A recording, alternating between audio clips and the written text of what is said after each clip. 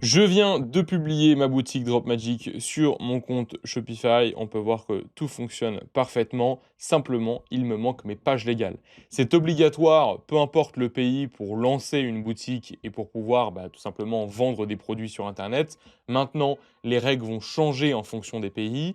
Ce que je vous invite, si vous avez plus de budget, que vous êtes déjà rentable, que vous avez déjà une boutique qui tourne, c'est de contacter un avocat pour qu'il vous aide justement sur la rédaction de ces pages légales. C'est pas quelque chose à prendre à la légère, mais si vous êtes débutant, c'est vrai que utiliser l'intelligence artificielle, ça va pouvoir vous permettre d'avoir au moins des pages légales qui respectent la loi et ça va vous permettre de vous lancer. Parce que si vous passez par un avocat, ça va très vite vous coûter plusieurs centaines, voire plusieurs milliers d'euros. Et c'est pour ça justement que je vous conseille, si vous débutez, de garder votre argent pour investir en publicité ou dans je ne sais quoi, et plutôt de vous aider des IA pour générer ces pages légales. Donc moi, j'utilise un prompt pour ça. Je vais dire à ChatGPT, je fais du e-commerce et plus précisément du dropshipping. J'ai besoin que tu m'aides pour générer des pages légales. J'ai besoin de mentions légales, de politique de confidentialité, de conditions générales de vente et de politique de remboursement. Ce sont les 4 pages légales obligatoires en France. Et je lui précise d'ailleurs, je vends en France, donc j'ai besoin que mes pages légales respectent le droit français. Ok? Ça, c'est très important. Si vous lancez dans un autre pays, n'hésitez pas à lui demander, du coup, dans un autre pays, déjà de mettre les pages légales dans la langue du pays sur lequel vous allez vous lancer. Et également, n'hésitez pas à lui demander de respecter le droit français, le droit italien, américain, je, je ne sais quel droit.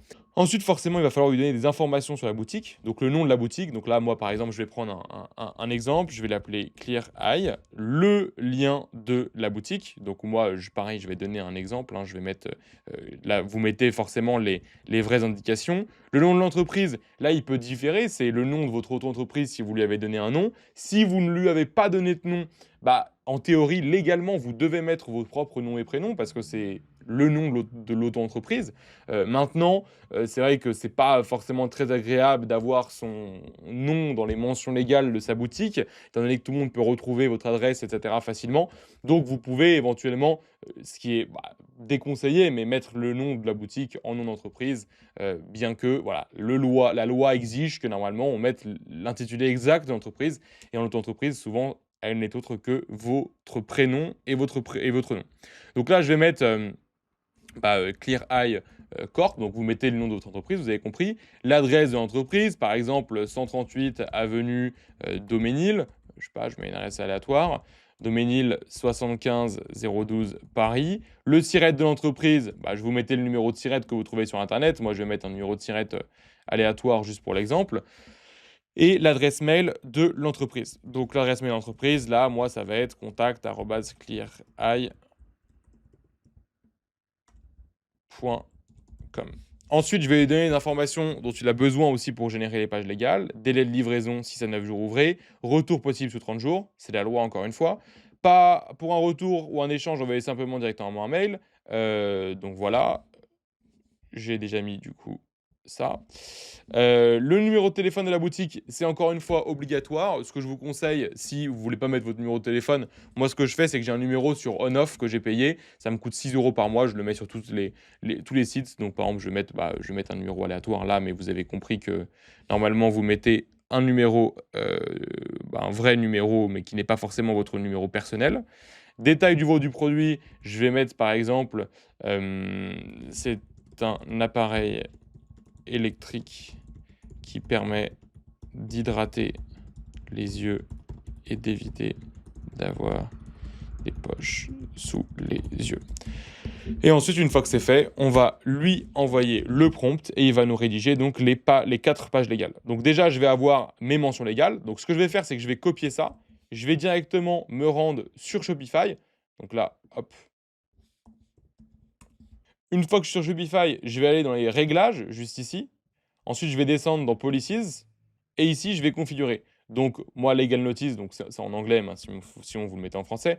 Donc, Legal Notice, moi, je vais mettre ça, donc juste ici. Ensuite, on va avoir les politiques de confidentialité.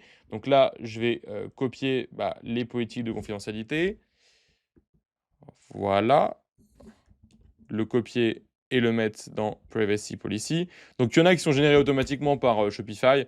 Mais voilà, Shopify américain, je préfère mettre moi ce qui est valable pour le droit français en priorité. Ensuite, les conditions générales de vente, donc les terms of sales, juste ici.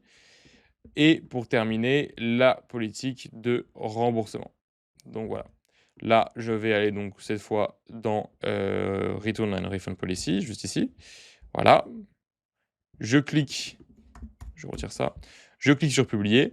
Et maintenant que c'est fait, dernière petite chose, je vais tout simplement aller juste ici dans Contents, dans Menu, et je vais aller modifier le footer menu, parce qu'actuellement, si on descend tout en bas, on peut voir qu'il n'y a pas les informations. Et je vais modifier ce footer menu pour justement mettre à disposition de mes clients les pages que l'on vient de créer. Donc la première page, c'est les mentions légales. Ensuite, on va rajouter une deuxième page, les politiques de confidentialité. Enfin, la politique de confidentialité, ou je ne sais plus. Ensuite, il nous reste les conditions générales de vente. Et pour terminer, les refund policy, que l'on va appeler politique de remboursement. Une fois que c'est fait, je vais cliquer sur sauvegarder. Je peux retirer la barre de recherche, j'en ai pas forcément besoin. Je peux éventuellement rajouter une page, si on veut compléter ce menu-là, une page de contact pour que ce soit plus simple pour les personnes de nous contacter. Elle est créée par défaut par Shopify, vous n'avez rien besoin de faire. Et maintenant, si je retourne sur ma boutique et que j'actualise, on peut voir que mes pages légales ont bien été rajoutées.